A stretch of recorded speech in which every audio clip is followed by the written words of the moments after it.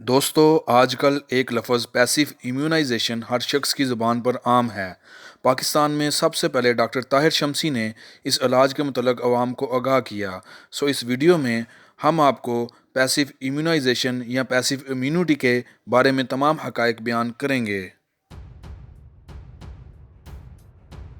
अस्सलामुअलैकुम दोस्तों, आप देख रहे हैं मेरा यूट्यूब चैनल ये अजीब दुनिया। दोस्तों, क्या ये बात सच है कि पैसिव इम्यूनाइजेशन कोरोना के ख़िलाफ़ अब हमारी आखिरी उम्मीद है? पैसिव इम्यूनाइजेशन क्या चीज़ है? पैसिव इम्यूनाइजेशन का इस्तेमाल करते हुए हम किस तरह किसी इंसान के खून से प्लाज्मा कलेक्ट करेंगे? और दोस्तों, इस दुनिया में सबसे पहले किसने पैसिव इम्यूनाइजेशन का इस्तेमाल किया था? दोस्तों, हम इस वीडियो में इन तमाम सवालों के जवाब तलाश करने की कोशिश करेंगे। यकीन से कह सकता हूँ कि इससे पहले आपने पैसिव इम्यूनाइजेशन पर इतनी जामिया मालूमात पर मबनी वीडियो नहीं देखी होगी।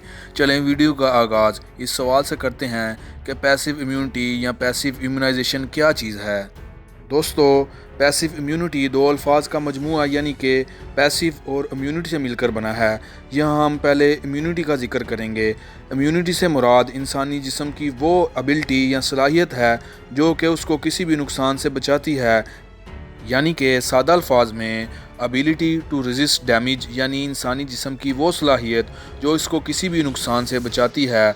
अब ये नुकसान कई किस्म के हो सकते हैं जिनका जिक्र करना यहाँ मकसूद है, वो है माइक्रो ऑर्गेनिज़म। दोस्तों, माइक्रो ऑर्गेनिज़म वो जानदार हैं जिनको हम आम आँख से नहीं देख सकते, मसलन बैक्टीरिया, वायरस बशमूल कोरोना वायरस वगैरह। जिस्म की वो कुदरती सलाहियत जो इन तमाम ख़तरनाक माइक्रो ऑर्गेनिज़म से हमारा दिफा करती है, इम्यूनिटी कहलाती है। अब आ जाएं पैसिव इम्यूनिटी की तरफ। दोस्तों, जब यही इम्यूनिटी किसी दूसरे इंसान या जानदार से निकाल कर किसी और मुतासरा शख्स में इंजेक्ट की जाती है तो इस अमल को पैसिव इम्यूनाइजेशन कहते हैं और इस इम्यूनिटी को पैसिव इम्यूनिटी कहते हैं। दोस्तों, इम्यूनिटी बुनियादी तौर पर दो मरकब यानी कि एंटीबॉडीज़ और लिम्फोसाइट्स पर मुश्तमिल होती है। अपने नाजरीन को एक सादा मिसाल के ज़रिए से समझाता हूँ।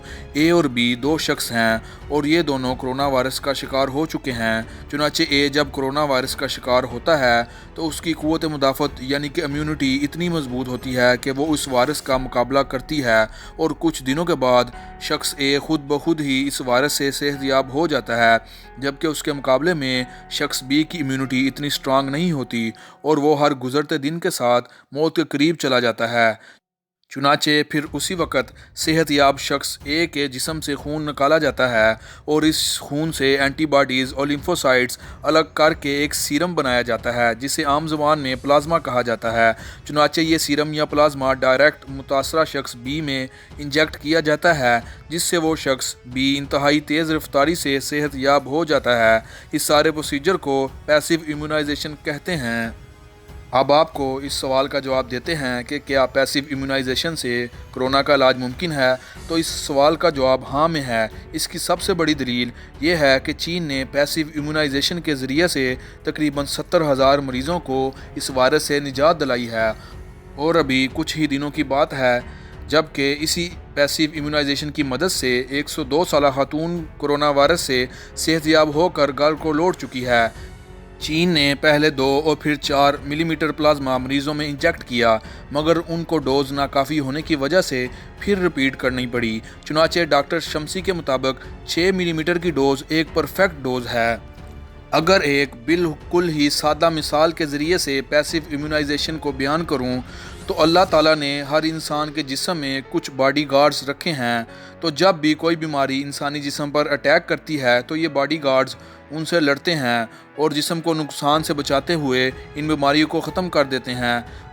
अब कोई ऐसा इंसान जिसके ये बॉडी गार्ड्स कमज़ोर हों और इन बीमारियों का मुकाबला ना कर सकें तो फिर किसी दूसरे इंसान से इन बॉडी गार्ड्स को लेकर मसनूई तरीके से बीमार इंसान के जिस्म में दाखिल किया जाता है जिससे वो इंसान सेहतयाब हो जाता है। इस सारे अमल को पैसिव इम्यूनाइजेशन कहते हैं और इन बॉडी गार्ड्स को पैसिव इम्यूनिटी कहते हैं।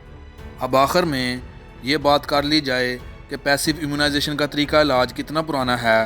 اگر تاریخ پر نظر دہرائی جائے تو پیسیو امیونائزیشن کا طریقہ علاج پہلی دفعہ 1890 میں ایمیل ایڈولف نے ایجاد کیا۔ زیر نظر تصویر میں آپ دنیا کی پہلی اینٹی ٹاکسین دیکھ سکتے ہیں، اور یہ اس وقت کی بات ہے جب دنیا میں کوئی ویکسین بھی ایجاد نہیں ہوئی تھی۔ پھر اس کے بعد وقتاً فوقتاً پیسیو امیونائزیشن کے ذریعے سے مختلف بیماریوں کا علاج کیا جاتا رہا، جن میں خسرہ، پولیو اور کرونا وائرس کی ہی نسل کے 2 وائرس ساس اور مرسا، اس کے علاوہ سوائن فلو اور انفلوئنزا کا علاج کیا جاتا رہا۔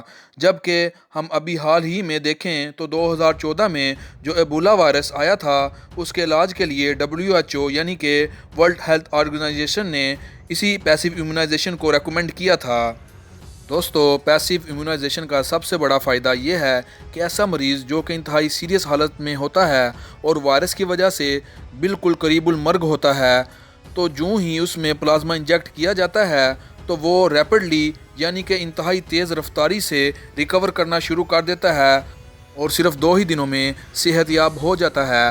آخر میں ہم اللہ تعالیٰ سے یہی دعا کرتے ہیں کہ اے ہمارے پروردگار، ہمیں جلد سے جلد اس بیماری سے نجات دلا اور ہمارے پیارے پاکستان کو ہر قسم کے نقصانات سے محفوظ رکھ۔ آمین ثم آمین۔ امید کرتا ہوں آپ کو ویڈیو پسند آئی ہوگی۔ آخر میں آپ سے یہی ریکویسٹ ہے، چینل کو سبسکرائب کریں، بیل آئیکن پر کلک کریں اور کمنٹ سیکشن میں اپنی رائے کا اظہار کریں اور ویڈیو کو لائک کریں۔ اپنا بہت خیال رکھیں۔ ملتے ہیں نئی ویڈیو کے ساتھ۔ اللہ حافظ۔